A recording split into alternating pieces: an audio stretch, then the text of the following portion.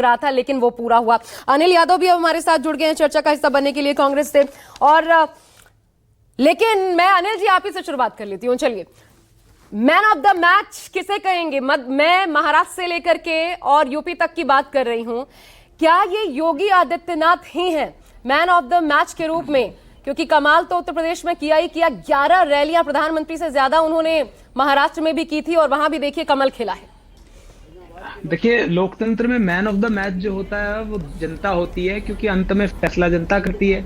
और जहां तक योगी आदित्यनाथ जी की, क्योंकि आपने बात छेड़ी है, तो मैं उनका भाषण सुन रहा था, उन्होंने सारा क्रेडिट प्रधानमंत्री जी को दे दिया, लेकिन अपने शासन और प्रशासन को तो दिया ही नहीं। जिस पुलिस को उन्होंने लाठी लेके और बंदूक पिस्टल लेके बूथों पर खड़ा कर दिया कि जहां पर भी इंडिया गठबंधन का वोट है वहां पर वोटर वोट ही ना डालने जाए। और मैं नहीं कह रहा हूं, ये तो आपके चैनल ने इतनी सारी तस्वीरें दिखाई, आपके खुद के पत्रकार को पुलिस के सामने भाजपा के गुंडों ने पकड़ के घसीट लिया, वो वोट डलवाने जा रहे थे। तो जब ऐसी व्यवस्था में वोटिंग होगी और उसके बाद आप अपनी पीठ थपथपाएंगे तो निश्चित तौर पर भाई आप जीते हैं, ठीक है, लेकिन वो जीत कैसे हासिल हुई है? क्या इस बात से मना किया जा सकता है कि उसी समय पे झांसी में 10 बच्चे जलकर मर गए और योगी जी जो है वो प्रचार में व्यस्त थे?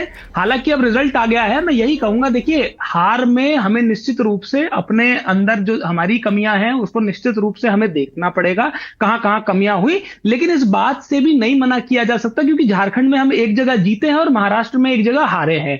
तो जो महाराष्ट्र की हार है, ये हमें चिंतन करना पड़ेगा कि किस तरीके से आखिर हम हारे। क्योंकि कुछ भारतीय जनता पार्टी यदि मजबूत होती तो आखिरकार उन्हें नोट बांटने की जरूरत कहां से पड़ गई चुनाव में? खुद इनके राष्ट्रीय महासचिव बस्तों के साथ पैसों से भरे हुए बैगों के साथ पकड़े गए। खुद आपके क्या आप इससे इनकार कर सकते हैं अनिल यादव? मेरा दूसरा प्रश्न है इस पे। आप फूलपुर वहां हार गए, वहां से देखिए कुंदरकी आप ये कहेंगे, कटेरी कहेंगे, मैं मान सकती हूँ, मीरापुर वहां पे चली जाए। आप करहल में बड़ी मुश्किल से जीतते इस बार नजर आए हैं, और आप इस पूरे तथ्य को कैसे साइडलाइन कर रहे हैं कि आपका समीकरण जो था वो गलत हो गया? आपने कुंदरकी में जहां पर मुस्लिम कैंडिडेट दिया, वहां पर कुल मिलाकर के 12 में से 11 तो मुस्लिम कैंडिडेट्स थे, एक भाजपा का कैंडिडेट बस अलग था, उनको जीत मिली है। तो वो जो सोशल इंजीनियरिंग जिसके दम पर अखिलेश यादव जीतते रहे, वो भी तो इस बार गलत साबित हुआ है इस लिहाज से।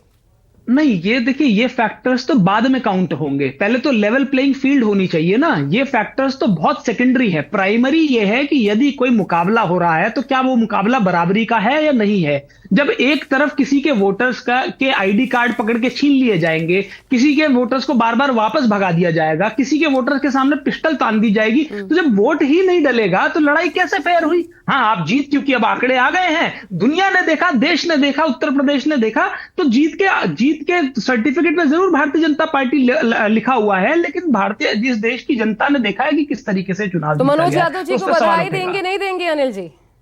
नहीं, निश्चित रूप से यदि आपका चुनाव लड़ने का यही तरीका है और आप ऐसे ही लोकतंत्र की रक्षा करना चाहते हैं तो भाई आपको बधाई, और आपको सोचना पड़ेगा कि भाई क्या इस दिन के लिए हमारे पूर्वजों ने आजादी की लड़ाई लड़ी थी क्या? अच्छा, ठीक है, यहाँ का तो समझ आता है। मैं जल्दी से मनोज आपके पास आ रही हूँ, लेकिन उससे पहले अनिल जी एक और फिर इस पर कमेंट कर दीजिए। जब आप ये कह रहे हैं कि यहाँ तो एडमिनिस्ट्रेशन और कैसे जीता पूरी दुनिया देख, महाराष्ट्र में क्या हुआ? अकेले शिंदे गुट, बस अभी आ रही हूँ मनोज जी, अकेले शिंदे गुट 55 सीटें उतना जितना पूरा महाविकास अघाड़ी मिलकर नहीं ला पाई। देखिए, ये आपका बड़ा वाजिब सवाल है, और मुझे लगता है कि इस पे ही तो हमें चिंतन मनन करना है कि कैसे अजीत पवार, जो अपनी सीट जीतने के लिए 2-2 दिन अपनी पत्नी, अपनी मां, सब पूरे परिवार को अपनी सीट तक पे लगा दिया, पिछले लोकसभा चुनाव में 2 सीट मुश्किल से जीत पा रहे थे, वो अजीत पवार यदि 40 सीटें जीतेंगे, एकनाथ शिंदे जिनके जी जगह जगह पे ये कहा जा रहा था कि ये धोखेबाज है, और वो भारतीय जनता पार्टी जो कि अजीत पवार को सबसे बड़ा भ्रष्टाचारी बताती थी, लेकिन उनके साथ चुनाव लड़ना पड़ रहा है, जब इतनी कमजोर स्थिति थी उसके बाद भी इनका रिजल्ट ऐसा आएगा तो निश्चित रूप से हमें चिंतन तो करना पड़ेगा, कहीं ना कहीं कोई गड़बड़ तो है। अब वो गड़बड़ क्या है उसके लिए हमें समय चाहिए, क्योंकि हार हुई है तो हमें उसको अपने हिसाब से देखना भी है, और जो रेक्टिफाई करनी है चीजें उसे निश्चित रूप से किया जाएगा।